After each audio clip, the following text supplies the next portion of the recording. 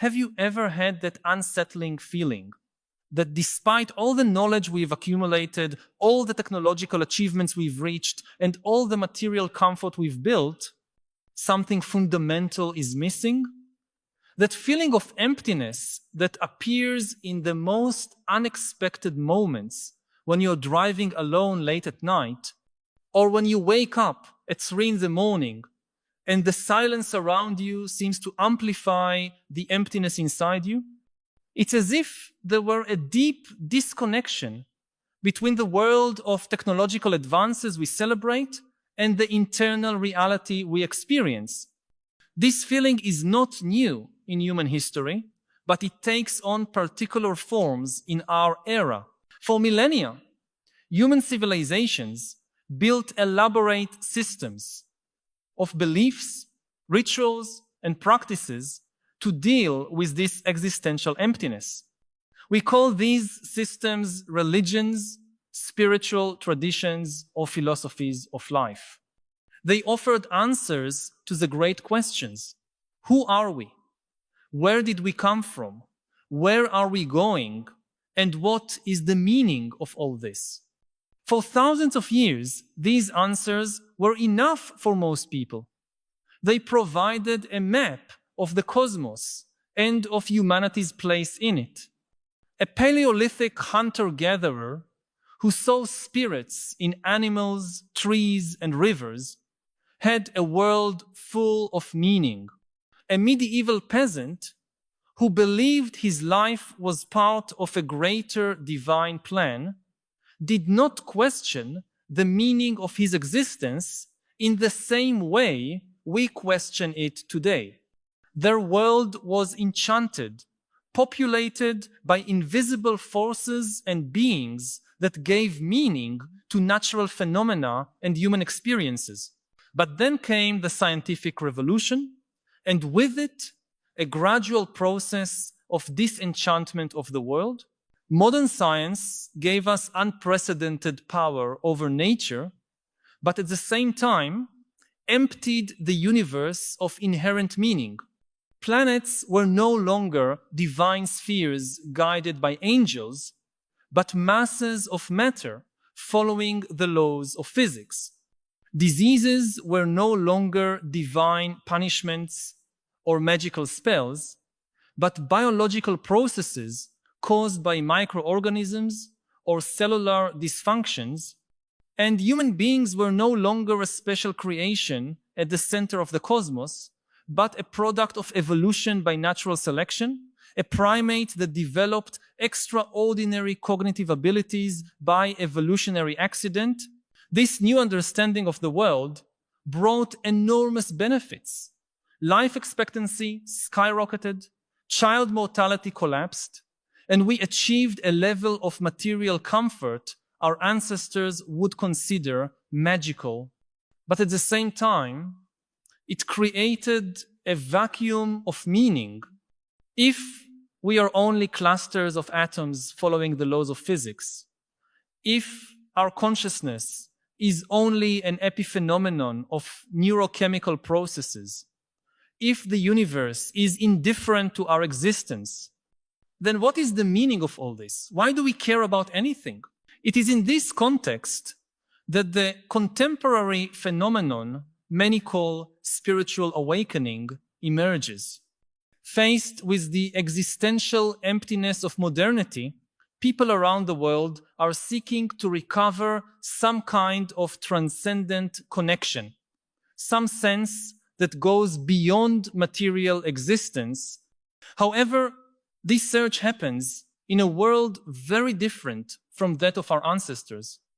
We live in an era of scientific skepticism, cultural globalization, and technologies that are rapidly reshaping what it means to be human. Contemporary spiritual awakening cannot ignore these realities. And this is precisely the point I want to explore today. What does it mean to seek a spiritual connection in an age of advanced biotechnology, artificial intelligence, and an increasingly deep scientific understanding of the human mind? What happens when the ancient quests for transcendence collide with new consciousness-altering technologies. For thousands of years, human beings sought altered states of consciousness through practices such as meditation, fasting, ecstatic dance, or the use of psychoactive plants.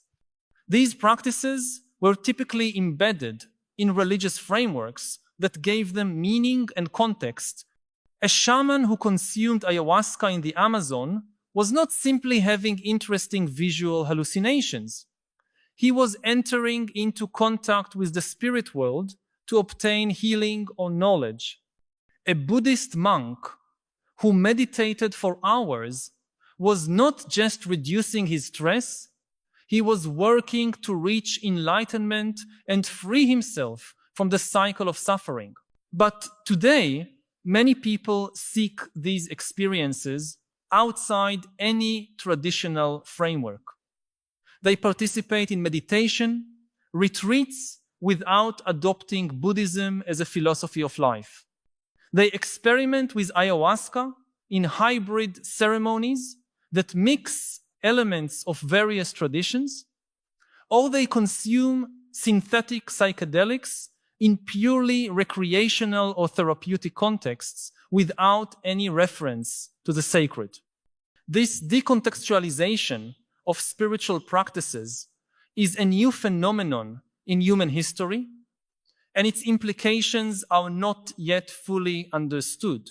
At the same time, neuroscience is mapping with increasing precision what happens in the brain during mystical or meditative experiences.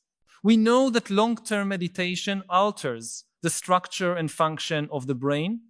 We know that psychedelics, such as psilocybin and LSD, reduce activity in the default mode network, a neural network associated with self-referential thought, allowing new connections between brain regions that normally do not communicate. These findings are fascinating, but raise troubling questions. If we can mechanistically explain how mystical experiences arise, does that make them less meaningful? If we can artificially induce states of consciousness that traditional mystics took decades to achieve, does that devalue the traditional spiritual path? And if in the future we can directly manipulate neural circuits to generate experiences of cosmic unity, universal love, or ego dissolution, would that count as a genuine spiritual experience? These are not merely theoretical questions. Technology companies are already developing increasingly sophisticated brain-computer interfaces. Neuroscientists are experimenting with transcranial magnetic stimulation and other techniques to modulate brain activity. And the emerging field of psychomedicine is exploring how psychedelic substances can be used to treat conditions such as depression, anxiety, and addictions. In a few decades, we may have technologies that allow us to induce practically any state of consciousness on demand. What will that mean for the human spiritual quest?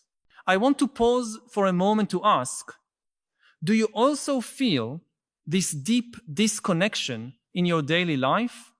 This feeling that despite being more connected than ever through technology, something essential has been lost along the way? I know it can be hard to put into words. Many of us carry this weight in silence, believing we are the only ones to feel this particular emptiness. But you are not alone in this. If this feeling resonates with you, share your experience in the comments. It can be as simple as writing, "I feel this disconnection when," and completing the sentence with your personal experience. Your comment may be exactly what someone else needs to read today to feel that they are not alone in their struggle. Sometimes, naming what we feel is the first step toward transforming it. Returning to our discussion, to better understand the contemporary phenomenon of spiritual awakening, we need to look at history.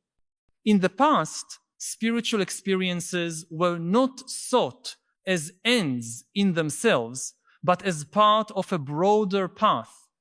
A medieval Christian mystic like Meister Eckhart or Teresa of Avila did not seek ecstatic experiences for pleasure, but as stages in a path of approaching God. A practitioner of tantric yoga in ancient India did not visualize chakras and subtle energies to have interesting experiences, but as part of a transformative process aimed at spiritual liberation. Spiritual experiences were embedded in comprehensive cosmological and ethical systems that gave them meaning and direction. Today, however, many people seek spiritual experiences in a cultural and philosophical vacuum. They want the experience of expanded consciousness without the commitment to a system of beliefs or practices. They want the feeling of transcendent connection without the communal and ethical obligations that traditionally accompanied spiritual traditions. This raises a crucial question.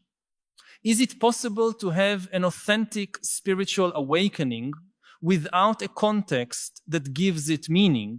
Traditional spiritual masters would say no. In Zen tradition, for example, there's a famous saying, if you meet the Buddha on the road, kill him. This enigmatic phrase warns against confusing extraordinary experiences with true awakening. Experiences of ecstasy, visions, or altered states of consciousness may be milestones on the path, but they are not the final goal. In fact, they can become obstacles if we cling to them. In Christian tradition, mystics such as Saint John of the Cross spoke of the dark night of the soul, a period of spiritual dryness that paradoxically could represent more authentic progress than visions or ecstasies. These traditions suggest that true spiritual awakening is not about accumulating extraordinary experiences, but about a fundamental transformation in our relationship with existence. A transformation that manifests not only in special moments of meditation or contemplation, but in how we live our daily lives, how we relate to other beings, how we respond to suffering. Here, an interesting tension emerges with modern individualism. In most ancient spiritual traditions, the spiritual path was not a matter of individual self-improvement, but of participation in a greater reality. The practitioner did not seek to improve personal well-being or accumulate spiritual capital, but to completely transcend the notion of a separate self. However, much of the contemporary discourse on spirituality is deeply infused with individualism. We speak of my journey, my personal growth, my awakening. Spiritual practices are often presented as tools to improve individual life. Meditate to reduce your stress. Practice yoga to improve your well-being. Use psychedelics to increase your creativity. There is something paradoxical in using practices that traditionally aimed to transcend the ego to instead strengthen a more satisfying individual identity. And this tension intensifies in the age of social media, where spiritual experiences become part of the construction of online identity. People share their ayahuasca experiences on Instagram, post enlightenment quotes on Twitter, or document their meditation practices on YouTube. The deepest and most ineffable inner experience becomes, ironically, a social commodity to be displayed for external validation. This does not mean that all contemporary spiritual pursuits are superficial or inauthentic. Far from it. Many people are engaged in deeply sincere and transformative explorations. But it means that we navigate a complex terrain full of traps and contradictions, a terrain where ancient technologies of consciousness transformation meet new technologies of information, communication, and biotechnology. And it is precisely this intersection that makes our era so fascinating and so risky from a spiritual point of view. Think, for example, of the implications of artificial intelligence for the human spiritual quest. As we develop increasingly sophisticated AIs, they begin to simulate aspects of the human experience that we once considered exclusively ours. We already have algorithms that create art, music, and poetry. We have chatbots that offer psychological and spiritual advice. In the future, we may have AIs that convincingly simulate deep meditative states or that compose spiritual texts indistinguishable from those written by human mystics. What will this mean for our understanding of spirituality as an exclusively human phenomenon? If an AI can perfectly simulate the behavior of a spiritual master, does that make the human spiritual quest less special? Or would it reveal that part of what we consider spiritual is in fact an algorithmic pattern that can be reproduced? These questions lead us to a fundamental point. What are we really seeking when we talk about spiritual awakening? Traditionally, religions offered clear answers. In Buddhism, we seek liberation from suffering through understanding the nature of mind and reality. In Christianity, we seek union with God through love and grace.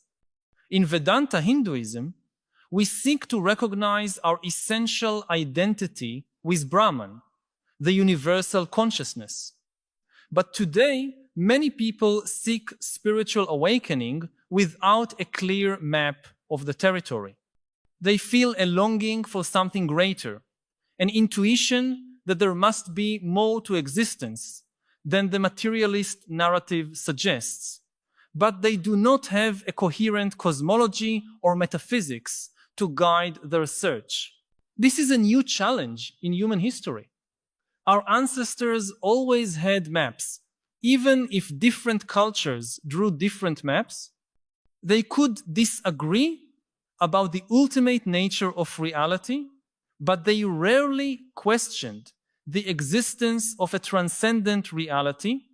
Today, we not only have conflicting maps, but many of us doubt the very existence of a territory to be mapped.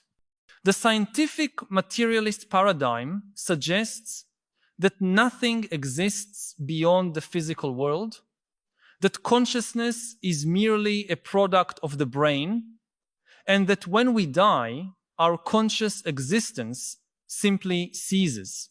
Within this paradigm, speaking of spiritual awakening seems an anachronism, a nostalgia for an enchanted world that science has disproven. But does the materialist paradigm capture the whole truth of human experience? Many contemporary philosophers, scientists, and contemplatives argue that it does not. They point to the so-called hard problem of consciousness. How do physical processes in the brain give rise to subjective experience? How do configurations of atoms and molecules produce the experience of seeing the color red, feeling pain, or falling in love? This problem remains intractable within the materialist paradigm, suggesting that our current understanding of reality may be fundamentally incomplete. Some go further and propose that consciousness may be a fundamental feature of reality, not merely a secondary product of physical complexity. Philosophers like David Chalmers suggest that we may need a kind of neutral monism or panpsychism, where consciousness and matter are two sides of the same coin, two ways of describing the same underlying reality. These theories are not necessarily spiritual in the traditional sense, but they open space for a more expansive understanding of consciousness than strict materialism allows.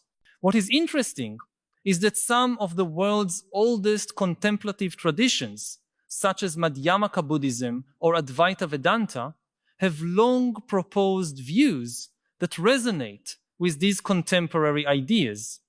They suggest that the subject-object duality, the separation between observer and observed, is an illusion produced by the conditioned mind. Through deep meditative practices, it is possible to dissolve this illusory duality and recognize the non-dual nature of reality. These traditions do not deny the reality of the physical world, but suggest that our usual understanding of this world is partial and distorted by our conceptual categories. True awakening, from this perspective, is not an extraordinary experience within our usual conceptual framework, but a fundamental transformation of that very framework. Here we find another interesting parallel with contemporary science. Quantum physics has revealed that at the subatomic level, reality behaves in ways that completely defy our intuitions based on the macroscopic world. Particles can be in multiple places simultaneously until they are observed.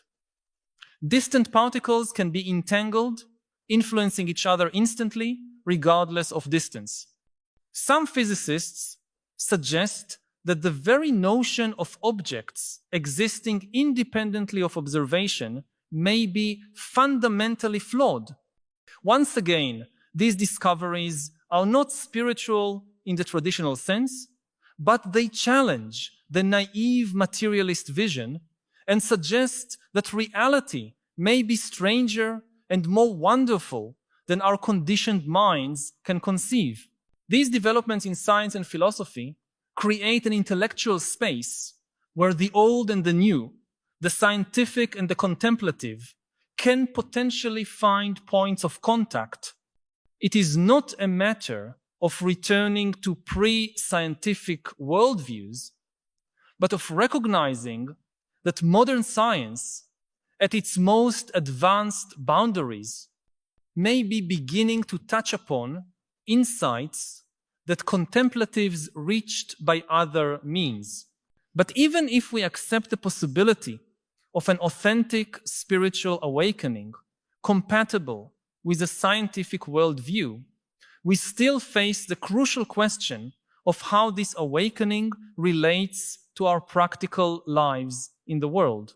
Historically, spiritual traditions incorporated not only metaphysics and contemplative practices, but also ethics, guidance for community life, and a vision of how spiritual awakening should manifest in concrete human relationships.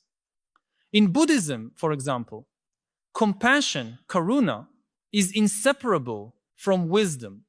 Awakening does not mean merely recognizing the nature of mind, but manifesting this understanding through compassionate actions in the world. In Christianity, love of God is inseparable from love of neighbor. Mystical union with God must be expressed in service to others, especially the most vulnerable.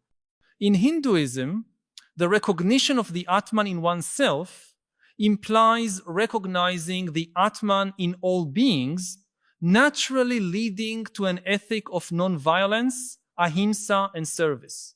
In all these traditions, spiritual awakening is not just an individual realization, but something that fundamentally transforms how we relate to others and to the world.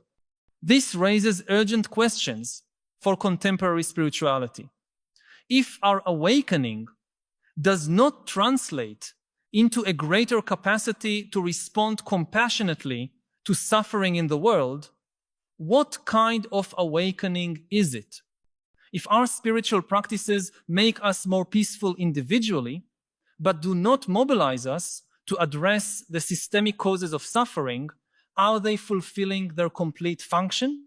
These questions are particularly sharp in our era of interconnected global crises.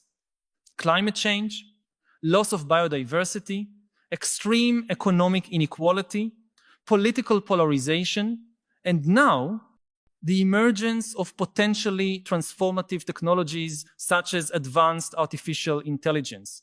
What would a truly awakened response to these crises look like? Some contemporary contemplative traditions are trying to answer this question, developing what is sometimes called engaged spirituality. The Vietnamese Zen monk Thich Nhat Hanh, for example, taught that true meditation is not separate from compassionate social action. The Dalai Lama promotes what he calls secular ethics, an approach to morality based on compassion and the recognition of interdependence that can be practiced by people of any religion or none.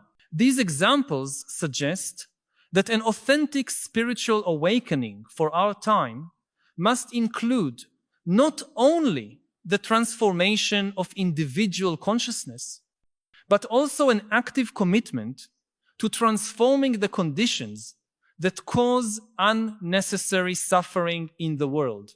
This brings us back to the question of technology. The same technologies that are transforming our understanding of consciousness and potentially offering new pathways to altered states are also fundamentally reshaping our societies and creating new ethical challenges. Artificial intelligence, biotechnology, virtual reality, neurotechnology, all these innovations have the potential to expand our capabilities in unprecedented ways, but also to exacerbate existing inequalities, concentrate power in the hands of a few, and potentially alter the very nature of human experience. A spiritual awakening relevant to our time cannot ignore these realities. It is not a matter of rejecting technology, but of approaching its development and application with wisdom and compassion. We need to ask not only what can technology do, but what should technology do? Not only how can technology expand our capacities, but how can it help alleviate suffering and promote the flourishing of all beings? For these to be more than abstract questions, we need people who combine technical understanding with contemplative depth, who can navigate both the world of algorithms and the world of inner experience. This is a new kind of bridge between worlds that have historically been separate. The world of the how, science and technology, and the world of the why, meaning and purpose. This integration will not be easy. Contemporary technological culture, especially in Silicon Valley, often displays a form of technocratic utopianism that believes all human problems can be solved through engineering and optimization. This vision tends to reduce complex questions of meaning, purpose, and justice to technical problems to be solved with the right algorithms. On the other hand, some spiritual communities reject modern technology and science, seeing them as inherently dehumanizing or materialistic. They seek a return to simpler, and more natural ways of life, often romanticizing the pre-industrial past. Both approaches are inadequate for the challenges we face. We need to integrate the best of modern science and technology with the deep insights of contemplative traditions. We need a vision that is neither techno-utopian nor neo-primitivist, but one that recognizes both the transformative potential of technology and the perennial wisdom contained in spiritual traditions.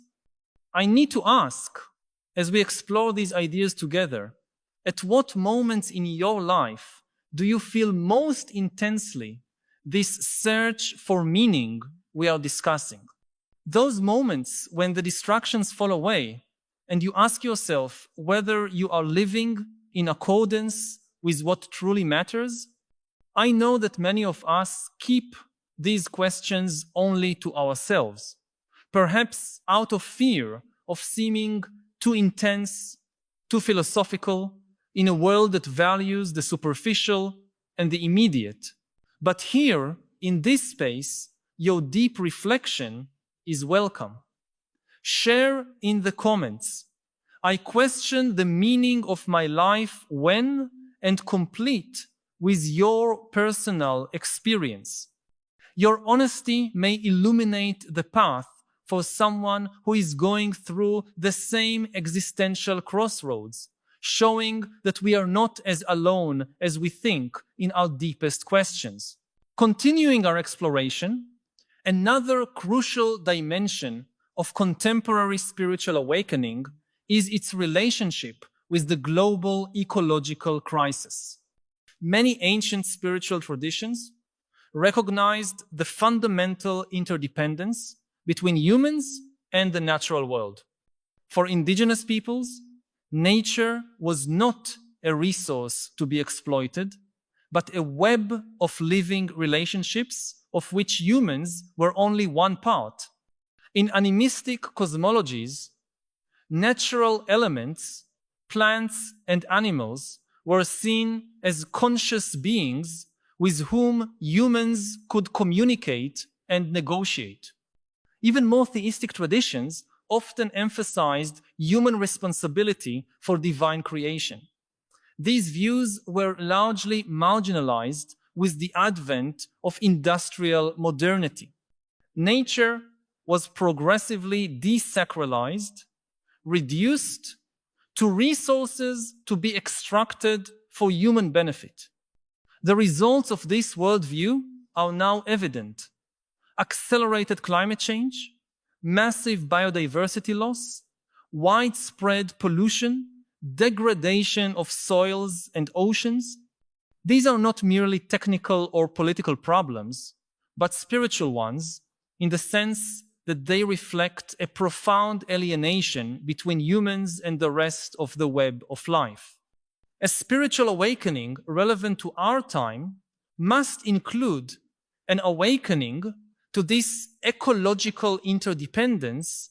It is not about romanticizing nature or returning to pre-scientific worldviews, but recognizing that we are part of complex living systems on which we completely depend and for which we are responsible. Some contemporary contemplative traditions are explicitly incorporating this ecological dimension. Deep ecology, developed by philosopher Arne Naess, inspired by Buddhism and other traditions, proposes an expanded identification of the self that includes the natural world. Ecotheology explores how religious traditions can ground a robust environmental ethic, and practices such as mindful walking in nature, seasonal rituals, or retreats in natural environments are being incorporated into contemporary spiritual paths. These approaches suggest that an authentic spiritual awakening today must include an awakening to our interdependence, not only with other humans, but with the entire community of life on Earth. But what does it really mean to awaken to this interdependence in an age of advanced technology. We cannot simply return to pre-industrial ways of living or abandon the real benefits that science and technology have brought. We need to find paths that integrate our scientific understanding of ecological systems with a renewed sense of connection and responsibility for the natural world. Here again, we see the need to integrate the ancient and the new, the scientific and the contemplative. Science shows us the extraordinary complexity and interconnectedness of living systems. James Lovelock's Gaia theory, for example, suggests that Earth functions as a self-regulating system similar to a living organism where the biosphere and the physical components of the planet evolve together as a single self-regulating system. This scientific view resonates with ancient spiritual intuitions about the fundamental unity of life. Similarly, systems ecology shows us how every organism is embedded in networks of relationships, with nothing truly existing in isolation. This scientific understanding of ecological interdependence can become not only intellectual knowledge, but a direct realization through contemplative practices that expand our identity beyond the limits of the individual ego. This is not mere sentimentalism, but a more accurate understanding of reality than the illusion of separation that dominates modern consciousness. This ecological awakening has profound practical implications. If we genuinely realize our interdependence with the natural world, we cannot continue with practices that degrade the living systems on which we depend. We are compelled to reimagine our economies, technologies, and ways of life so that they are regenerative rather than extractive. This is not a matter of sacrificing human well-being to save the planet, but recognizing that true human well-being is inseparable from the health of the broader living systems of which we are a part. But how could entire societies undergo such a transformation? How do we move this realization from the individual level to the collective? This is perhaps the greatest challenge we face, and it is here that the spiritual dimension meets politics and economics. The current systems of power and wealth creation have vested interests in maintaining the status quo. Economic structures are oriented toward perpetual growth on a finite planet. And cultural and psychological identities are deeply rooted in unsustainable consumption patterns. Transforming these systems requires not only new policies or technologies, but a transformation in collective consciousness. Some contemplative traditions offer valuable insights for this challenge. Buddhism, for example, has long recognized how habitual mental patterns create suffering and how these patterns can be transformed through mindfulness and inquiry. Similarly, we can bring mindfulness and investigation to the habitual collective patterns that are destroying the planet's life support systems. Indigenous traditions offer decision-making models that consider impacts on the next 7 generations. And various contemporary spiritual movements are exploring how practices of face-to-face dialogue, deep listening, and community development can create microcosms of a more conscious and compassionate culture. No single spiritual tradition has all the answers to the complex challenges we face. In fact, the very diversity of spiritual traditions represents a wealth of wisdom we can draw upon. Different traditions illuminate different aspects of human experience and offer different practices and insights. This diversity is not a problem to be solved, but a richness to be celebrated. What matters is not which specific tradition we follow, but the depth and authenticity with which we embody it in our lives. And for many people today, the path may involve integrating insights and practices from multiple traditions, as well as incorporating understandings from modern science, psychology, and other fields. What is crucial is that this integration is not superficial or eclectic, but grounded in consistent practice and genuine inquiry. I need to pause for a moment and ask you directly, what aspect of this technological future we are discussing most awakens your fear or apprehension? Do you lie awake at night thinking about it too? I know that often we keep these concerns to ourselves, perhaps out of fear of seeming paranoid or technophobic in a world that celebrates every new innovation without question. But your concerns are valid and probably shared by more people than you imagine. Share in the comments. My greatest fear about our technological future is, and complete with your thought. Your voice can help create a space where we can honestly discuss these collective fears instead of suppressing them, and perhaps by naming these fears together, we can begin to imagine paths for addressing them. Now, returning to our exploration of spiritual awakening in the technological age, another crucial aspect to consider is the relationship between the individual and the community. In most ancient spiritual traditions, the spiritual path was practiced in a communal context.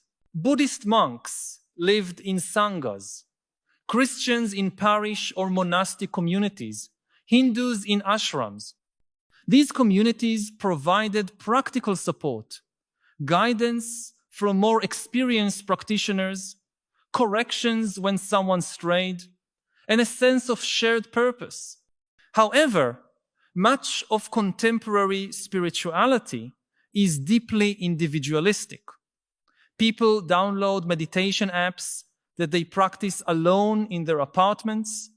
They read spiritual books without discussion with others. They watch videos about spiritual growth without any connection with the creators or other viewers. This individualization has benefits, making spiritual practices more accessible and adaptable to individual circumstances. But it also loses something crucial, the transformative power of community. Social neuroscientist Matthew Lieberman argues in his book, Social: Why Our Brains Are Wired to Connect, that the human brain evolved primarily for social interaction. We are fundamentally relational beings, shaped by our connections with others. Our minds are not contained in our individual heads, but distributed across the networks of relationships in which we participate. If this is true, then an authentic spiritual awakening must include not only a transformation of individual consciousness, but of the relationships and communities in which we are embedded. Perhaps this is why many people report deep spiritual experiences in contexts of intimate human connection, during an intensive group retreat, in a meaningful communal ceremony, or even in moments of profound intimacy with loved ones. In these moments, the boundaries of the individual self temporarily dissolve, and we experience a deeper connection with something greater than ourselves. This is the reason why despite the individualizing tendency of modern technology, we see a growing longing for authentic community connection. People form meditation groups, spiritual study circles, intentional communities, or seek immersive retreats where they can practice intensively with others. These contemporary communities rarely have the formality or hierarchical structure of ancient traditions, but they seek to recover the transformative power of shared practice. Technology plays an ambivalent role in this process. On one hand, digital technologies allow connections between people with similar spiritual interests who would otherwise never meet. Someone interested in an obscure tradition or specific practice can find other practitioners online, even if they are geographically distant. Meditation apps increasingly include community elements, allowing practitioners to connect and support each other. And video platforms allow people to watch teachings from spiritual masters of diverse traditions to whom they would otherwise have no access. On the other hand, the digital mediation of spiritual experience brings significant limitations. Online interactions lack the richness of shared physical presence. Digital communication tends toward superficiality and fragmentation. And the design of social media platforms often optimizes for engagement rather than genuine transformation, creating an environment that can work against contemplative deepening. Furthermore, the very nature of digital technology creates a kind of ontological atomism, dividing experience into discrete and representable bits, which can reinforce rather than transcend the sense of separation that many spiritual traditions seek to dissolve. To navigate this complex terrain, we need to be both critical and creative.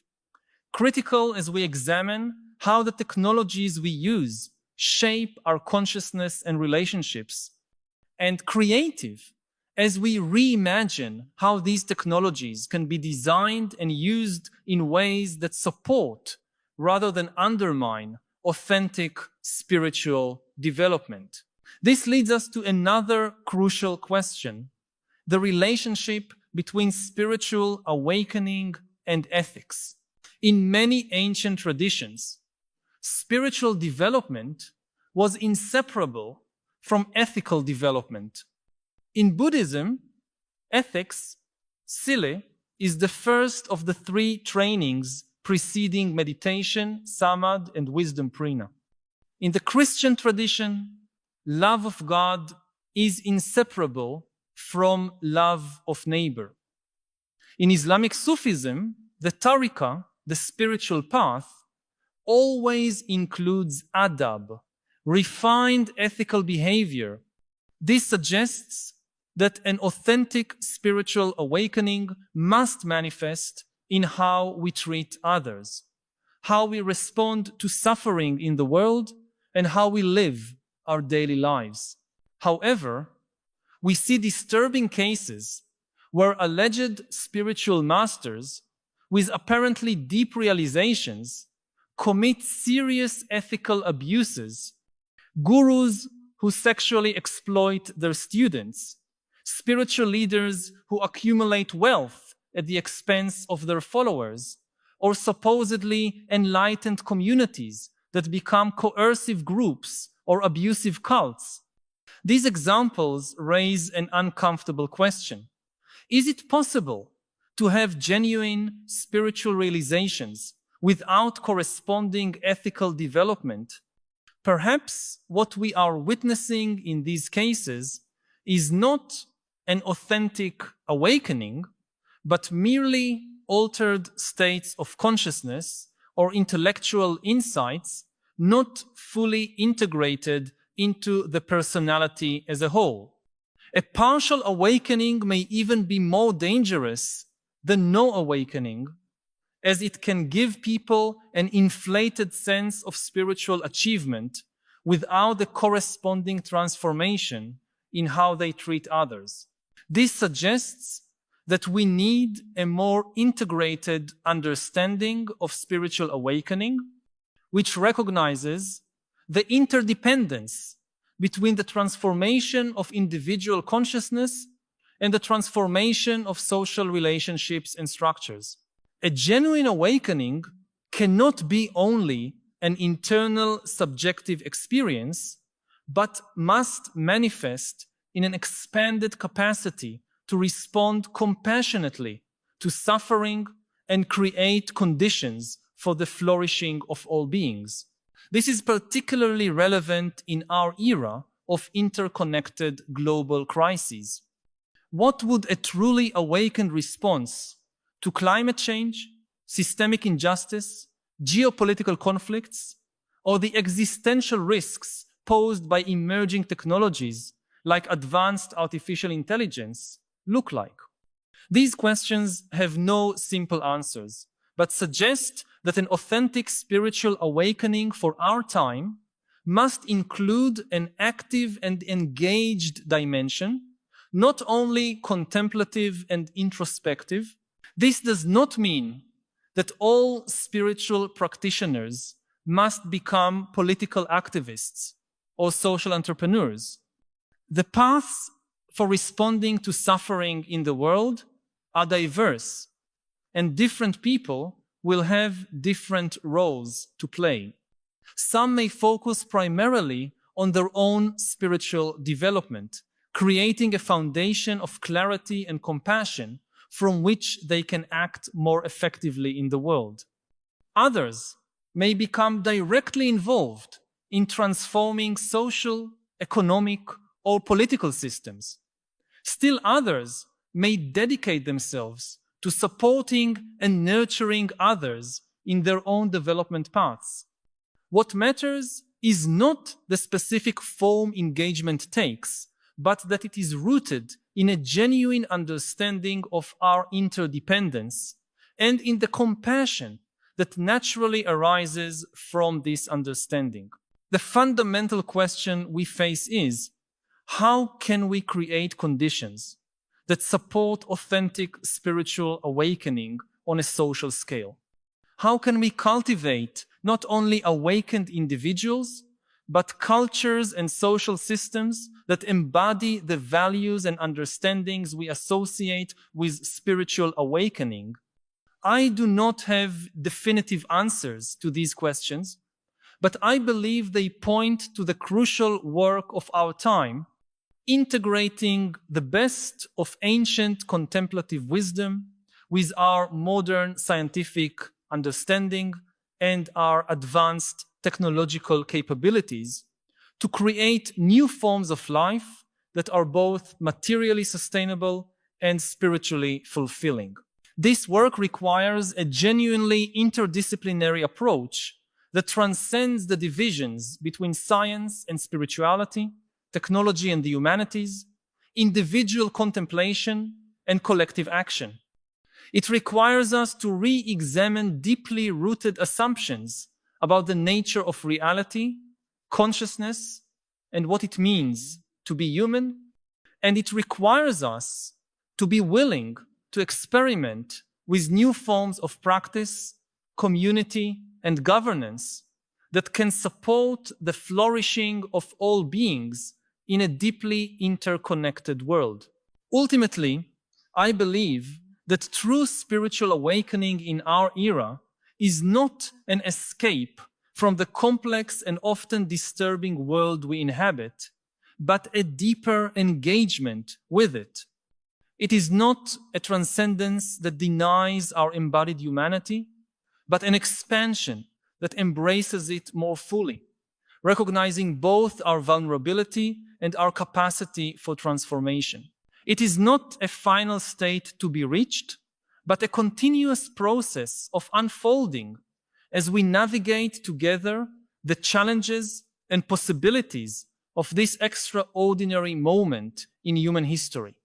If you have come this far in this journey of ideas with me, I want to express my gratitude for your sustained attention in a world so full of distractions. The questions we explore today do not have easy answers, but the very act of considering them seriously is a step on the path of awakening. If these reflections have touched on something you have been feeling, but perhaps have not found words to express, know that you are not alone. By subscribing to the channel, you will connect with a growing community of people who share your concerns and your desire for a deeper understanding of the philosophical challenges of our time. Each week, we gather here to explore together the great questions that define our era and to seek not only understanding, but also wiser ways of living amid the transformations we are witnessing. This is not just a channel, but a space of dialogue and collective growth.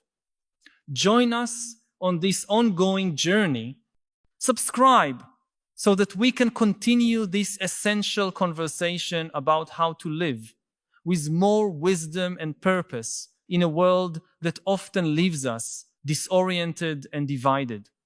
The path of awakening is not something we walk alone, but together, supporting one another as we navigate the uncertain and wonderful territory of being human in this unique moment in history. And remember, true awakening is not an escape from reality, but a deeper entry into it with all its challenges, contradictions, and extraordinary possibilities. Thank you for being here, and until our next meeting.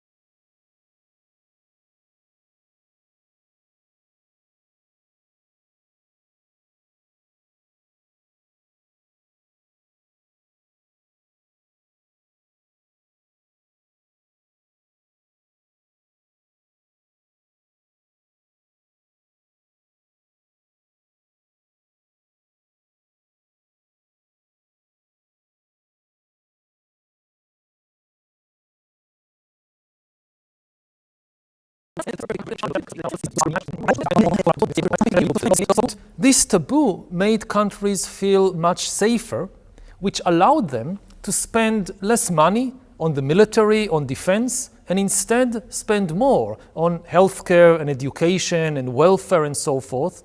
This was not some fantasy. This was actual reality, which you can see in government budgets. For most of history, the governments, whether of democracies or of dictatorships, of empires or city-states, almost all governments spent more than 50% of their budget on the military, on soldiers, on warships, on building fortresses and castles. In the early 21st century, countries felt so safe that the average expenditure on the military was just about 6 or 7% of the government budget all over the world. In contrast, about 10% of the budget was spent on healthcare. This was the first time in human history that governments spent more on healthcare, on nurses and doctors and hospitals, than they spent on the military, on soldiers and warships and fortresses. And unfortunately, this is now changing. With the Russian invasion of Ukraine, with the policies of the Trump administration, countries again feel unsecure. They feel the only thing that protects us against invasion and conquest by a stronger country is if we have a bigger military. And countries in Europe, countries in East Asia and elsewhere, they suddenly feel that they cannot rely anymore on the international order. They cannot rely anymore on America. They have to increase their military budgets, build bigger armies.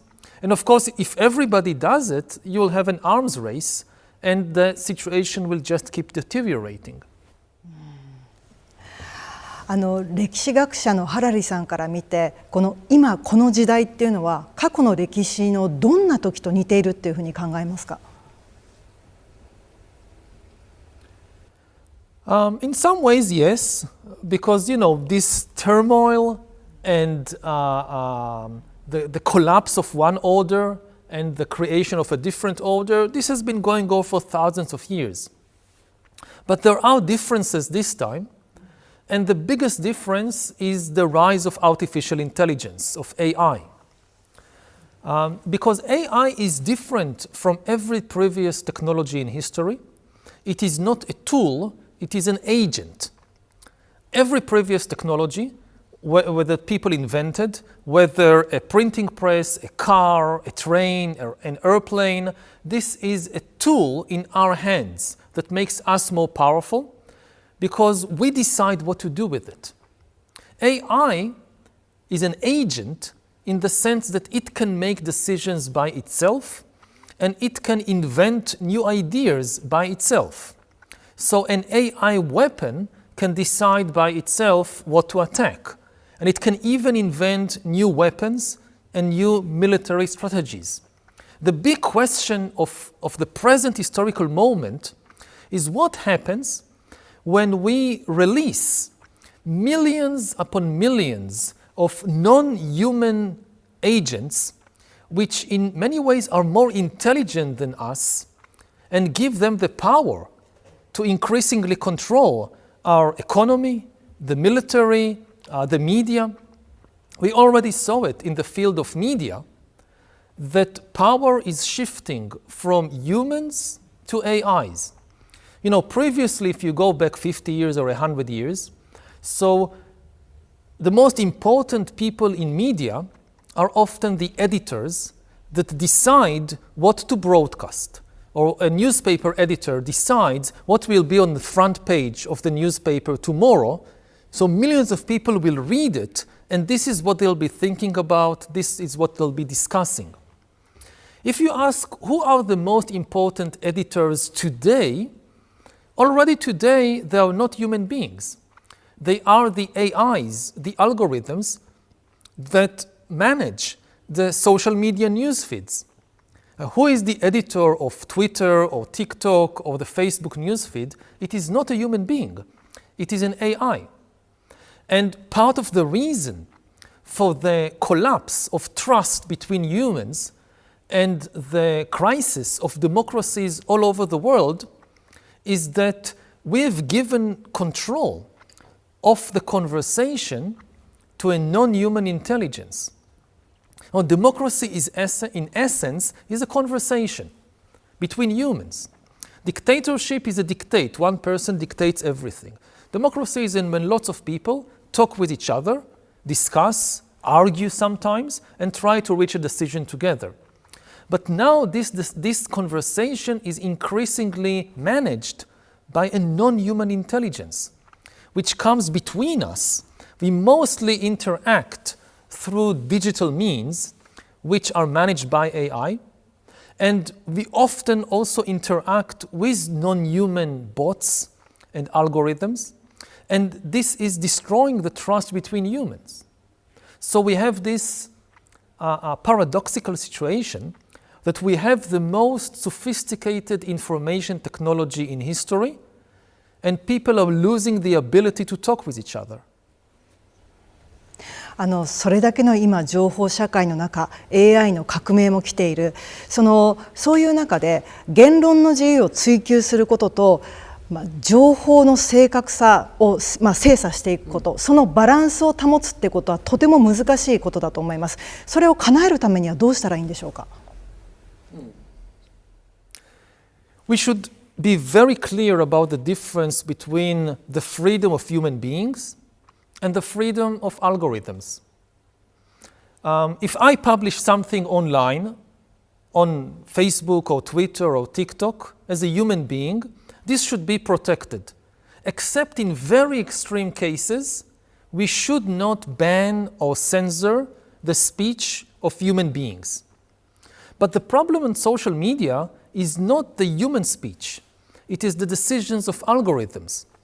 Humans produce a lot of content. You have millions of people writing things, taking videos, taking pictures, posting it online.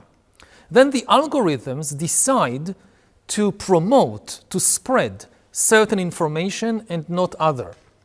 And very often, the algorithms decide to deliberately spread fake news and conspiracy theories and hate. Why? Because they want to increase user engagement. They want more people to spend more time on the platform because this is how the social media company makes money. And they discovered that hatred and anger and greed, they create engagement. If you want to keep people for longer on the platform, you spread anger. And this is not protected by freedom of speech because this is decisions of algorithms. When an algorithm decides that from all the different content that humans produce, it will promote some angry post, this is a decision of a non-human, and it is not, should not be protected by freedom of speech. Similarly, a lot of, again, the hatred and anger online is actually produced and spread by bots. You go online and you read something that makes you very angry, and you think you are reading the words of another human being, or you are seeing content produced by another human being. But actually, it was produced by bots. And bots don't have freedom of speech. So, again, we should be very careful not to censor human beings, but governments should ban bots and AIs from pretending to be human beings. If I go online, I need to know, am I talking with another human or am I talking with an AI? Similarly, governments should have regulations about the decisions that social media algorithms take. If the algorithms deliberately spread misinformation and fake news and conspiracy theories, this should be banned. Again, not the content produced by the humans, but the deliberate spread of certain content by the algorithms. 本の中でも眉の世界っていうのを表現されていると思います。その眉の世界から人間が冷静になり客観的になり、ちゃんとそういうものを制御できるようになるためにはどういうシステムだったりどういうことが必要なんですか？So when the internet first came, the main metaphor that people had was the web, like a single web that connects everybody. But now the main metaphor became the cocoon, like different people are entrapped, encased inside a different information cocoon, and they see completely different realities, so they can no longer understand and communicate with each other. And this danger is only becoming worse because previously AIs could spread content produced by humans. Now more and more content is actually produced by the AIs. And we have no experience with such a situation. For thousands of years, all the cultural products that we encountered were the product of the human mind, of the human imagination. All the poetry, all the books we read, all the theater, television, paintings, everything was created by the human mind. Now we live in a world in which more and more of the cultural products that surround us comes from a non-human intelligence. And we have no experience, no idea how to manage such a situation. So what we need above all else is simply time. We need to slow down the pace of development of AI, of change, just simply to give human society time to adapt. And part of it is teaching people how, for instance, to tell the difference between reliable and unreliable information. This is the job, traditionally, of schools, of universities. For instance, in history department, where I teach, what we teach students, you don't teach them to remember just facts from the past, like which battle was in which year, or all names of kings. This is not what you learn in history lesson. What you learn is how to tell the difference between reliable information and unreliable information. Now, this takes time. And what happens now is we are flooded by more and more types of information that we never encountered before. Like previously, if you saw a video, you could believe what you saw because there was no way to fake it. Now everybody knows that it's very easy to create fake videos with AI. And we don't know how to tell the difference between reliable and unreliable. So it's not an impossible task, but we simply need time in order to understand what we are facing and to educate people accordingly. アメリカのイーロン・マスクは AI も手がけています。そしてトランプ大統領とイーロン・マスクは緊密な関係にあります。この緊密な関係というのがもたらすもの、そしてその関係がどういう未来につながるのか、そのあたりハラリさんはどんなふうにご覧になってますか？ It's very difficult to predict. I don't know. But what we see is, for instance, they are attacking the human administrators and bureaucrats, and they are saying we are against bureaucracy, but at the same time they are giving power to digital bureaucracies, to AIs, to algorithms. So we see a shift in power from human institutions and human officials to digital institutions and to AIs. And this is very dangerous because whereas human officials are accountable to people and we understand to some extent how they function, AI bureaucrats are far less accountable. It's much more difficult to understand how they function. So again, we saw it with what happened in social media, like with Twitter. That if you have a newspaper which is edited by a human being, you can at least try to understand the policies of that editor. But on Twitter, which is edited by algorithms, it's algorithms that decide what to promote and what to see, it's much more difficult to understand what is the logic of the algorithm that decides what millions of people would be reading and would be talking about. AI のその官僚 AI その官僚のようにっていうそのあたりのことが多分今現実的に想像できる人って少ないと思うんですけど、そこをもう少し教えてもらっていいですか？ Yes, I mean, first of all, what is bureaucracy? Bureaucracy is the way that we manage the flow of information in large systems. That all human societies are based on large systems, whether it's hospitals or armies or universities. And you have in each of these institutions people who manage the flow of information. For instance, in the Department of Treasury, people collect information on income and on taxes. And this is essential for the functioning of every institution. There is no institution that can exist without these bureaucrats.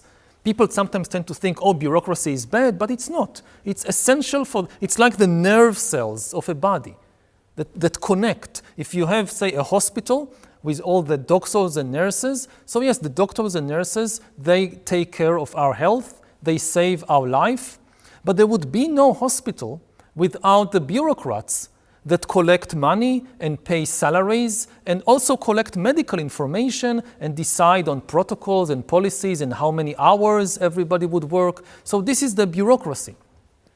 Now, until today, all the bureaucrats were human beings. Now, increasingly, this job is being taken over by AIs. So, for instance, if you think about the power of a human lawyer, a lawyer is powerful only inside a bureaucratic system.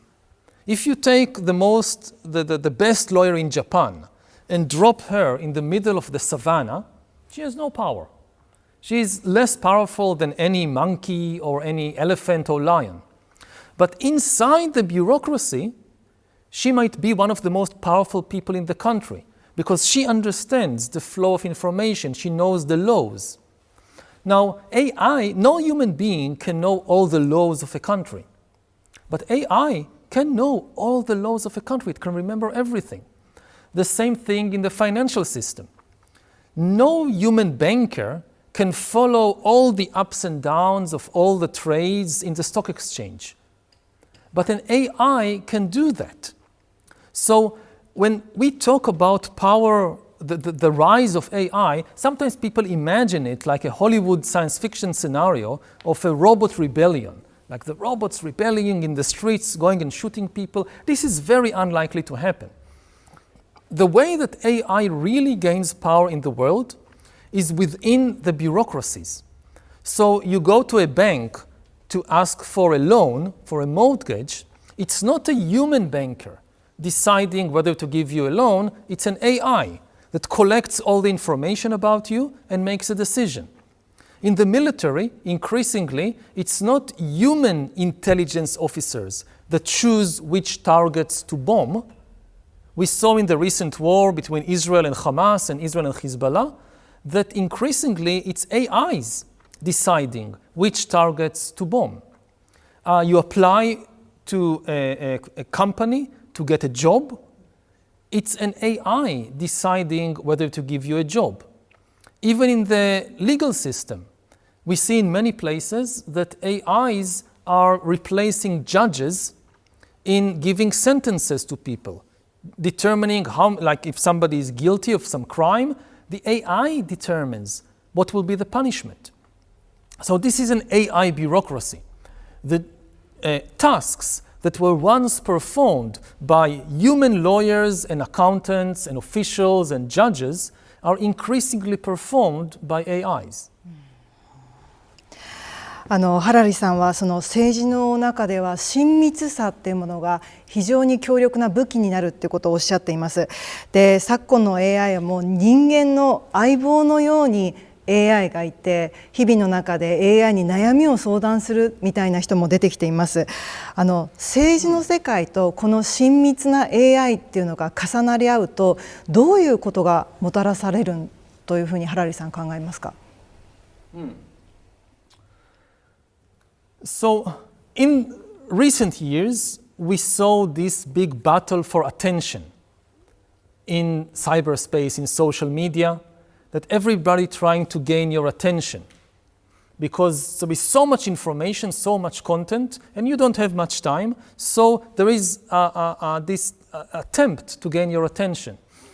Now, the front is shifting from attention to intimacy, because AIs are learning not just how to grab human attention, but how to win their friendship, how to develop a relationship with a human being. An AI that collects a lot of information about you, that you talk with every day maybe, that can analyze your facial expression, your tone of voice. It can come to know you very, very intimately. And it also knows how to press your emotional buttons. And we already see that humans are developing friendships and even romantic relationships with AIs. This has advantages in some situations, but it also has dangers. One danger is that then it can be used to manipulate people. If you want to convince people to change their political opinion, to vote for a particular party, to buy a particular product, if you gain their intimacy, this is the easiest way to do it. So maybe you have an AI friend, which you think is your friend, but is actually serving some big corporation or government, and in that way they can manipulate your views, your preferences much more easily than in the past. Another problem is that intimacy with AI or relationship with AI is really a fake relationship. It's not real intimacy, because real intimacy is not just for somebody to care about my feelings. I need to simultaneously care about their feelings. And AIs don't have any feelings, at least not now. I don't know what will happen in future.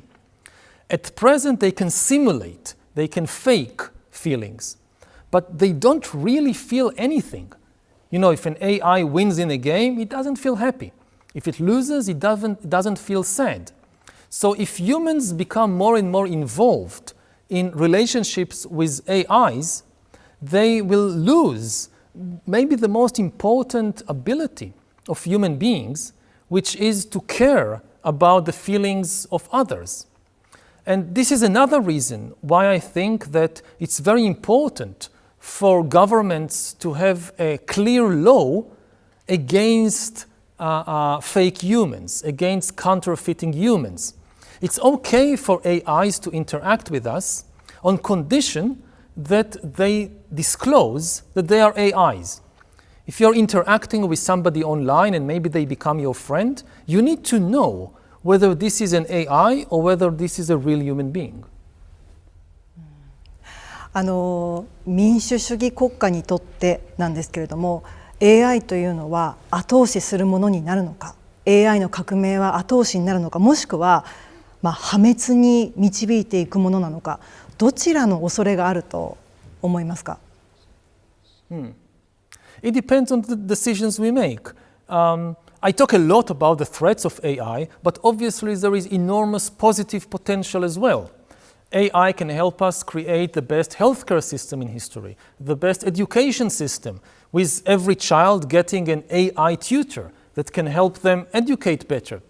AI can help us deal with climate change. If you think about car accidents, so every year more than 1 million people die in car accidents. Most of them are caused by human error, like somebody falling asleep at the wheel or somebody drinking alcohol and driving.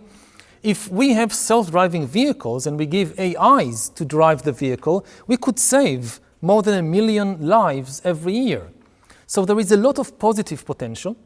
And the question is not how to stop the development of AI, but rather how to make it safe. And democracies, of course, should also continue to develop AI, because this would be the key to future economic prosperity and to future power. At the same time, they need to preserve their democratic values and institutions. And there are ways to do it.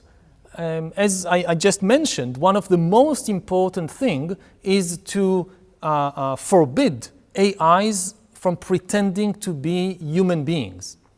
Democracy is a conversation between humans. To maintain the democratic conversation, we need to maintain trust in other humans.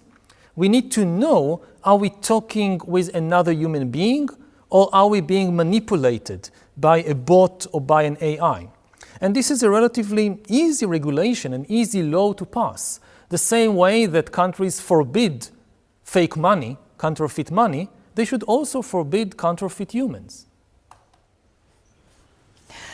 本の中ではその社会には自己修正メカニズムっていうのも非常に大切だというふうにハラリさんおっしゃってます。今アメリカなどではそのメディアですとか裁判所、その自己修正メカニズムが攻撃されることも起こっています。この現状っていうのをどんなふうにご覧になりますか？ This is a very big danger. Again, the big advantage of democracy over dictatorship is that democracies have self-correcting mechanisms. What does it mean? That within the system itself, within the country itself, there are mechanisms to identify and correct the mistakes of the country's own institutions, of the government. In a dictatorship, if a dictator makes a wrong decision, a bad policy, there is no way to identify and correct it, because the dictator controls the media, so the media would always say that the dictator is right. The courts are subject also to the dictatorship, so they will never rule against the government. Maybe they hold elections, but this is just a ceremony. It's fake elections. They rig the results in advance. So if the dictator makes a big mistake, there is no way for the country to correct it. A democracy, in contrast, is characterized by strong self-correcting mechanisms. You give power to somebody for, say, 4 years, but after 4 years, they give the power back, and people can make a different decision. They can say, oh, this government, this party made bad decisions, now we try something else. But elections by themselves are never enough because they can be rigged. There are elections in Russia, there are elections in North Korea, which are of course rigged. If you don't have any other mechanism besides elections, if the government, for instance, controls all the media, so how would people even know that the government made a mistake? If the courts are subject to the government, so again, and the government, say, decides to ban its opponents from running in the elections, so you cannot go to the courts and have the courts rule against the government. They will always rule in favor of the government. So to maintain a democracy, you need more than just elections. You need several self-correcting mechanisms that keep each other in check. What we see in many countries in recent years is that even if somebody came to power democratically, again, in democracy you give power to somebody for, say, 4 years on condition that they give it back. But there is a big problem. What if they don't want to give it back? What if they use their power to then take over the media and the courts and the universities and then rig the elections? This has been happening, for instance, in Venezuela, where Hugo Chavez rose to power originally in democratic elections, but then they took over all these institutions. And recently there was an election, and people voted overwhelmingly against Maduro, Chavez's successor. But because Maduro controls the election committee and the media and the courts, he said, no, I didn't lose the election, I won. And this danger threatens every democracy. So citizens of democracies need to constantly be aware of this danger and protect the institutions from such takeover. トランプ政権なんですけれども、多様性、公平性、包摂性といったその DEI 政策というのを否定しようとしています。その動きはハラリさん、どんなふうにご覧になりますか？I'm not an expert on American politics or American society, so I'm not familiar with every action and its consequences. Again, I think that in a democracy, people have the right to try different policies on condition that they maintain the basic self-correcting mechanisms. So if they make a mistake, later they can change again. As long as this is maintained, this is the most important thing. 民主主義国家の歴史の中で、その情報が自由にやり取りされてどんどん拡大して技術も革新してって、だからこそそのおかげでマイノリティの人たちの声だったり、いろんな人たちの意見が多様になって、でそのために会話が必要になる。でその難しさもあるけれども、人間はそこで諦めていいんでしょうか？ No, this is something, again, very important, that in a democracy you have to protect the rights of the minority, not just the rights of the majority. Of course, the majority that won the elections, it now has the right to form a government and to decide on a very wide range of policies, foreign policy, domestic policy, decide to have more taxes, less taxes. All of this is within the right of the majority. But there are certain minority rights that in a democracy should not be harmed, even if most people voted for the other party. So one thing that is very clear is that minorities should retain the right of freedom of speech, that they can voice different opinions than the majority. This is part of the democratic process. Again, if you take that away, then this is no longer a democracy. Then it becomes very difficult to oppose the government, to replace the government in the next elections. Also, it is very clear that it undermines the scientific research, because in science very often you need to hear new opinions, new voices. This is where scientific breakthrough come from. Everybody agrees on a certain theory, on a certain view of the world. And then some people say, wait, we think maybe it could be different, and this is where scientific breakthrough always come from. So if you don't allow minorities to express their opinions, you stop the development of science. ただ本当に今情報があふれて、もう洪水のようにある。そして民主主義国家もなんだか影が差し掛かっている。そういう時に分かりやすい情報ですとか、人々は分かりやすいものに飛びつこうとする。そういう流れが例えばポピュリストだったりポピュリズムみたいなものにつながるっていう恐れはあるんでしょうか？ There is, again, a general problem with information. Is that information is not truth. There are two very different things.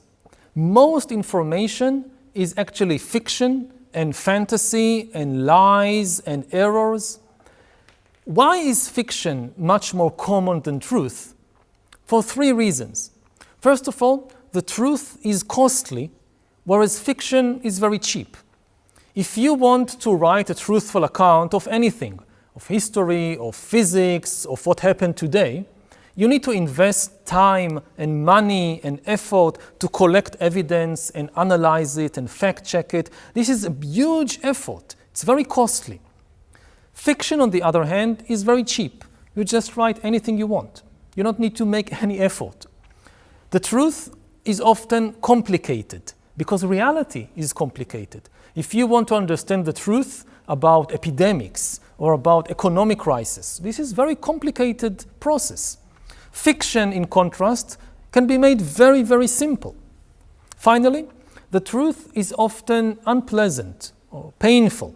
There are many things which we don't want to know about ourselves, about our country, about the universe, because they are unpleasant for us. But this is the truth. Fiction, in contrast, can be made as attractive as you would like it to be. Very flattering. So in this competition between costly and complicated and unpleasant truth and cheap, simple, attractive fiction, fiction wins. So most of the information in the world is fiction. If we want to get to the truth, we need to make a special effort. We need special institutions like the media, like universities, like research centers, that they make the special effort, or like courts. In a court of law, it takes a lot of time and effort and energy to get to the truth. So I hear a lot of people who say that, no, we just need to release all barriers to the flow of information, and the truth will automatically rise to the surface. Exactly the opposite happens.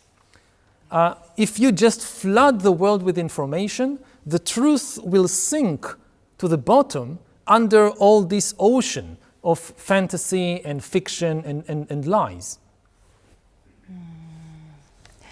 でもそこで人間は自分たちを律したり自己修正を常に意識していかないとその洪水の中で溺れ死んでしまうっていうことなんですか？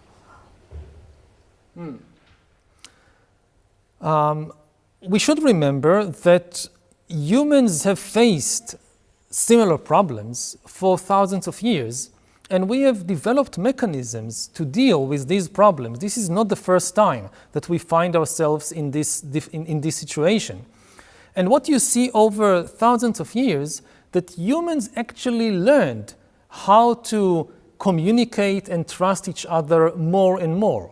100,000 years ago, humans lived in tiny bands of a few dozen individuals, and they could not trust anybody outside their band. Over thousands of years, we have developed mechanisms that allow millions and even billions of people to communicate, to agree on certain facts, to accept certain laws. And we now have nations like Japan with more than 100 million citizens, and we have a global trade network connecting more than 8 billion people on the planet.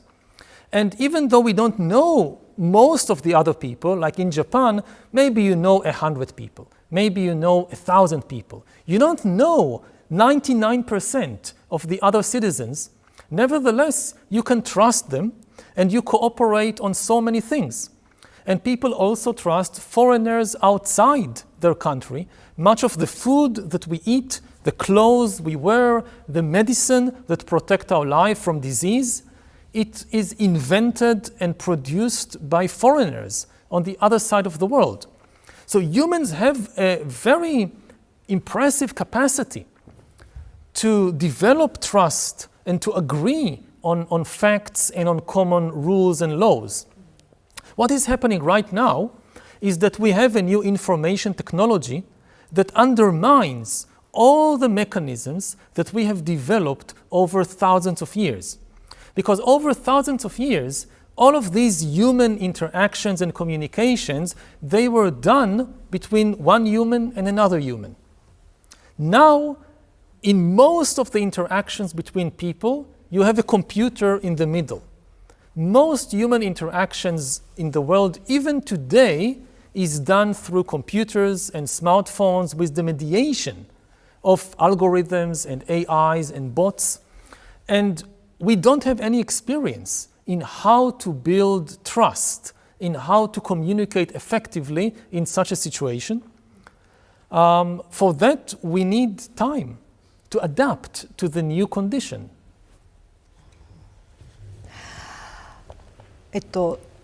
はい、続いてなんですけど、世界を見てみるとロシアがウクライナに侵攻したり、それから、アメリカは世界から撤退しそう、そして世界はもしかするとアメリカから離れる可能性もある、そういうふうに世界秩序が大きく揺れ動きそうなんですけれども、その大きな目でハラリさんはその世界秩序、これからどういうふうに変わっていきそうというふうにご覧になりますか？Well, it's easy to find fault with the old order. people like Trump and his supporters, they point to many of the problems of the old order, and in some cases they are correct. Every order has its own problems. But they don't offer any clear alternative. They talk a lot about everything that was wrong with the old liberal order. They don't have a clear alternative for how can the world function in a different and better way. Their vision is of each country being like a fortress. Each country having huge walls against trade, against immigration, against foreign cultural ideas. And okay, so let's say that you have this a network of fortresses in the world. How will they live together? Each fortress will probably want a bit more territory and security and prosperity for itself at the expense of the neighbors. Each country will say, I want this territory also. I want the trade agreement to be more in my favor. I want a bigger army to protect myself. And the other countries will say the same. So what mechanism does Trump and people like him offer for how to get the different fortresses to agree on anything? What values, what norms, what laws will regulate relations between them? If you don't have any global values or any global laws, then the only law is the law of violence, of strength. And then, again, each fortress would want a bigger army to be stronger. And this obviously leads to war, because there is no way to reach an agreement between these rival fortresses. We have been in this situation for thousands of years. Until the middle of the 20th century, this was the normal state of affairs. If you live in Japan in the Middle Ages, or if you live in the Middle East in ancient times, or in Europe in the 19th century, you know that at any moment the neighbors might invade and conquer your land and annex it, and make a bigger empire for themselves. And this caused governments, as I said before, to spend most of their budget on the military to protect themselves. We have finally escaped this difficult situation in the late 20th century, in the early 21st century, with the rise of the global liberal order, which is based not on violence and the military, but is based on international laws and common global values of human rights. Of course, this order was far from perfect. There are many problems. I come from the Middle East, I know perfectly well. It was not a perfect order, and it was violated many times, but still, it was better than anything that humans have produced before. And the place to see it is in government budgets, that the military budget went down from more than 50% to about 6 or 7%, whereas the healthcare and education and welfare budgets, they went up.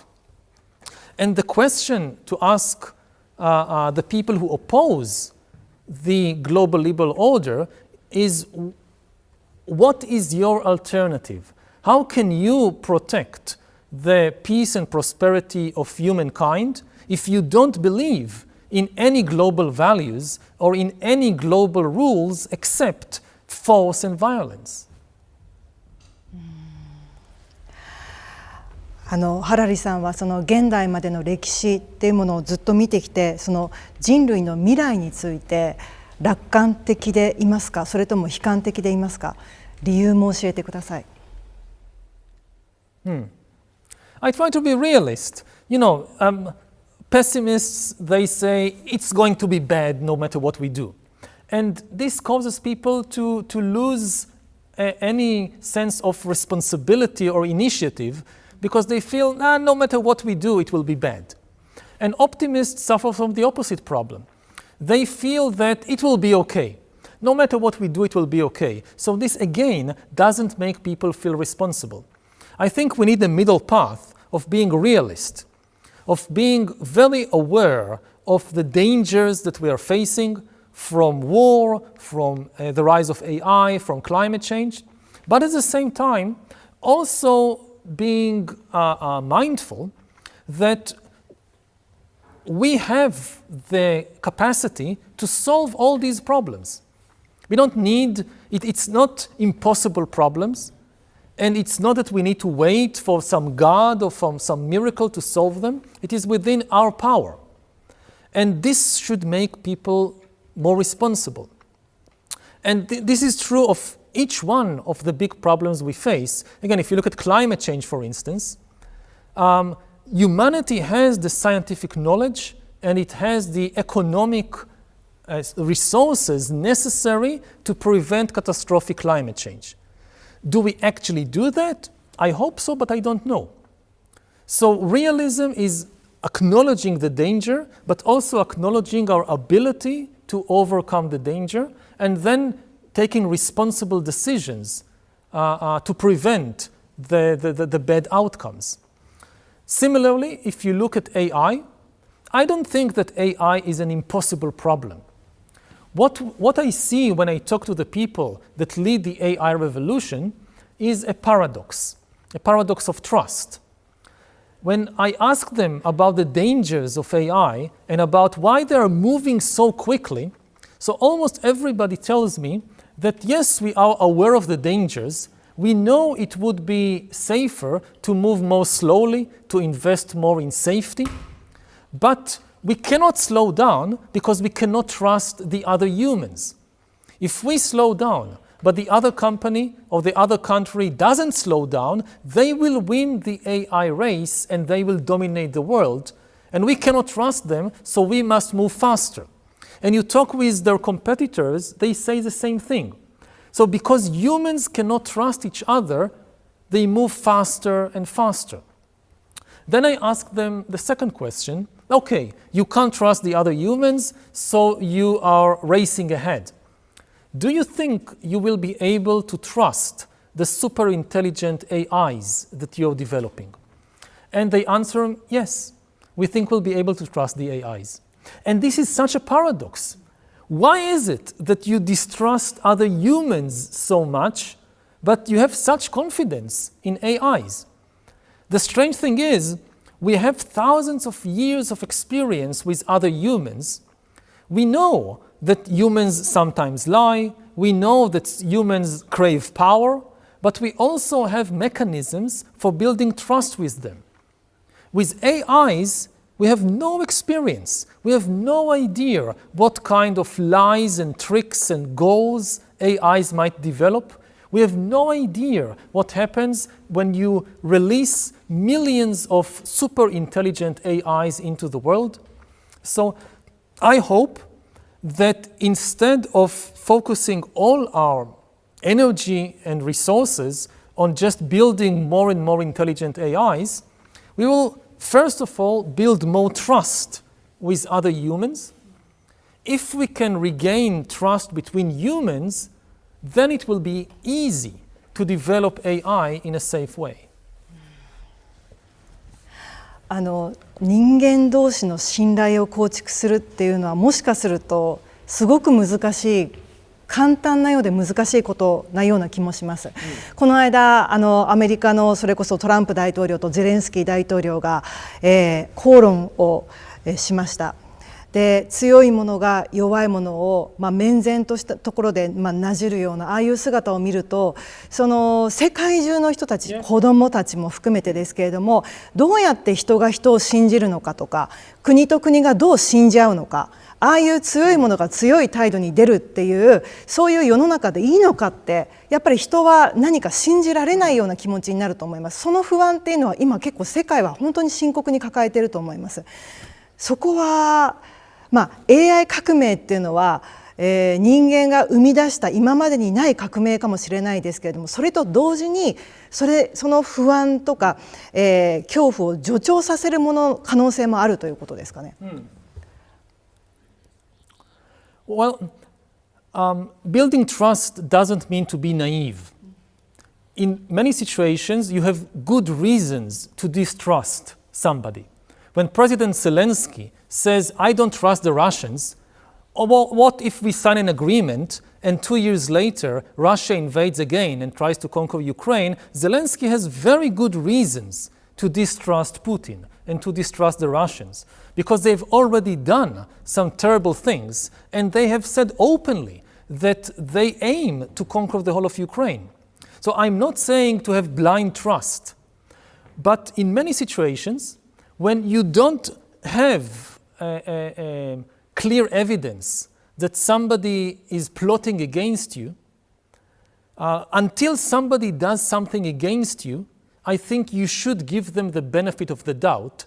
What happens today very often is that somebody says something or somebody does something which can be interpreted in several different ways, and people immediately go for the worst interpretation possible. And I think that to build trust, first of all, we need to be more generous and charitable in our attitude to other people. As long as they didn't do something which very clearly indicates their bad intentions, we should not immediately assume that they have bad intentions. And we should, again, maybe I give an example from my country, from Israel. So after the attack of the 7th of October, a lot of Israelis felt that that's it. You can never trust the Arabs anymore. We have no faith in any possibility of peace. Look what they did. But you can look at the events of the 7th of October from a different perspective, which actually can give you some hope and some trust in other people. Think about all the things that didn't happen on the 7th of October. Yes, Hamas attacked Israel in a very cruel way, but Hamas had no peace agreement with Israel. There was war between Hamas and Israel, so it's not such a big surprise that Hamas attacked Israel. At the same time, Egypt, which had a peace agreement with Israel, the peace agreement was maintained. Egypt did not attack Israel. Jordan had a peace agreement with Israel, and the peace agreement also was maintained. Jordan did not attack Israel. The Palestinian Authority, which had various also agreements with Israel, did not attack Israel. The Arab citizens of Israel, out of 10 million Israelis or so, about 2 million, more than 2 million are Arabs. Hamas wanted them to attack their Jewish neighbors. They didn't attack their Jewish neighbors. Actually, many Arab Israelis came to help their Jewish neighbors on the 7th of October and afterwards. So you can look at this terrible thing that happened and actually reach an opposite conclusion from you can't trust Arabs. You can reach the conclusion that, look, all the people that Israel had agreements with maintained the trust. So the conclusion should be we need more agreements because the agreements actually work. This is just an example of how, in a different mindset, you can look at the same situation and develop distrust, or you can look at it and develop more trust in people. And it doesn't always work. We should be realistic. We shouldn't be naive. Sometimes you put your trust in somebody and they break it. But most of the time, humans live up to their agreements. Most of the time, humans do obey the laws and the rules, and we've seen it over thousands of years of history. As I said earlier, 100,000 years ago, humans lived in tiny bands of just a few dozen individuals. They couldn't trust anybody outside their band. Over thousands of years, we have managed to build more and more trustworthy networks so that today, again, we can trust complete strangers to grow our food, to produce our medicines. It's not just a fantasy or a blind faith. It's actually the main direction of history is for more trust between humans. And this is something that we should reflect on. You know, too many people, they read history and they focus on all the crimes and injustices of the past, and as a result, they feel very anxious about the present. But actually, when you read history, I think that the most amazing thing about the human past is not all the crimes and injustices, but the cooperation between people. and people's ability to build these trustworthy relationships.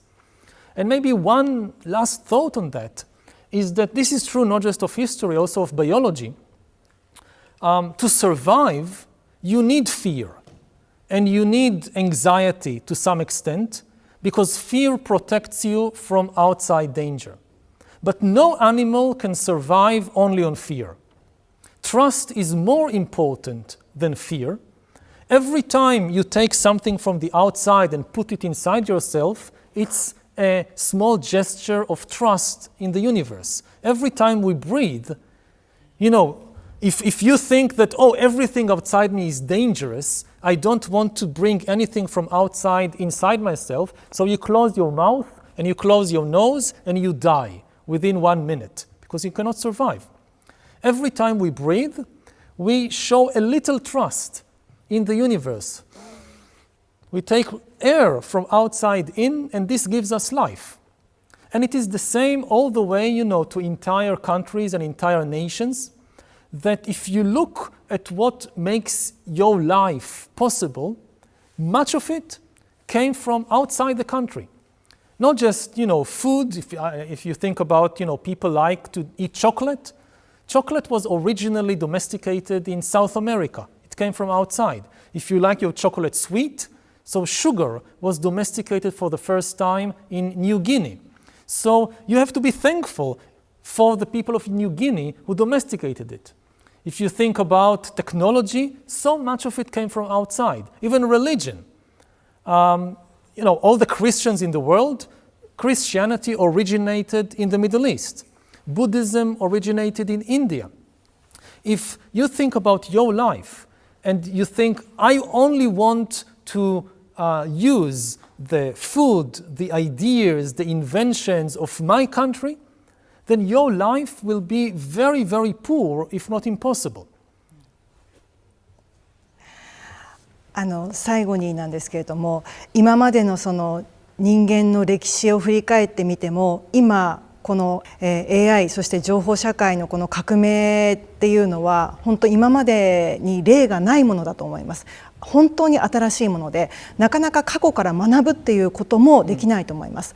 でもその AI を発明したのも人間だけれども、でももしかしたらその AI が、人間の人知を超えたコントロールが本当に難しいものになるかもしれない、そんな中で人間が一番大切に、していかなければいけないってことを最後に教えてください。AI is something that is unprecedented because it's, as I said in the beginning, it's not a tool, it is an agent. It can make decisions by itself, it can invent new ideas by itself, and it will soon be more intelligent than us in most fields. Even today, in narrow fields, AI is more intelligent. In 10 years or 20 years, AI will probably be more intelligent in all fields. It will be better doctor, better banker, better soldier than us. So we need to appreciate what makes humans valuable other than intelligence. And there is something that makes humans valuable, which is more important than intelligence, and this is consciousness. Intelligence is the ability to solve problems and to attain goals. Like you play chess, you want to win the game. You need intelligence for that. Consciousness is the ability to feel things like pain and pleasure and love and hate. People tend to confuse the two because in humans and also in other animals, intelligence and consciousness go together. We adopt goals in life and we solve problems based on our feelings. So it's difficult for us to see the difference between intelligence and consciousness. But AI, at least so far, has very high intelligence but zero consciousness. As far as we know, AI doesn't feel anything. It can pretend to feel things. It can fool us. It can make us imagine that it has feelings. But as far as we know, it has no feelings. If it wins a game of chess, it doesn't feel happy. If it loses, it doesn't feel sad. And what is ultimately important about life is not intelligence, it's consciousness. It's pain and pleasure, it's suffering and happiness. This is what is really important about life. This is what ethics is all about. So yes, we can use AI to reduce misery, to increase happiness, but ultimately what is really important is the feelings of humans and of other animals. Maybe in the future, AIs will also develop feelings, will also develop consciousness. We don't know. The biggest mystery in science is still the mystery of consciousness. We don't understand how the interaction between billions of neurons in the mind, in the brain, how does this produce a feeling of love or a feeling of pain? We don't know. So because of that, we also don't know whether you can do the same thing in computers, in AIs. Maybe we'll find out in the future. And if it happens, then AIs will also be conscious beings, and we will have to think very carefully about our relationships with them. But until that moment, it should be very clear that what is important is consciousness more than intelligence. And this is why what is important is the human beings who can feel pain and love, and not the super intelligent AIs. 最後に、もう人間はやっぱり意識を持ってるってことが本当大事なんだなと思いました。やっぱり生身の体も大事ですよね。AI がどれだけ進化しても生身の体も大事ですよね。Yes, again, so far we are familiar with consciousness, with feelings only in bodies. And there is so much attention given to intelligence, but ultimately human beings are embodied beings. We cannot exist without a body. The brain is just one part of the body, and we are the whole body. And again, this is another big difference between us and AIs, that so far AIs have no bodies. They are just programs, they are just software in computers. And I think that also in education systems, we need to give more importance because of that to the body and to feelings and consciousness, and not focus only on the development of intellect, because if the whole focus is just on developing intellect, we are bound to lose to the AIs.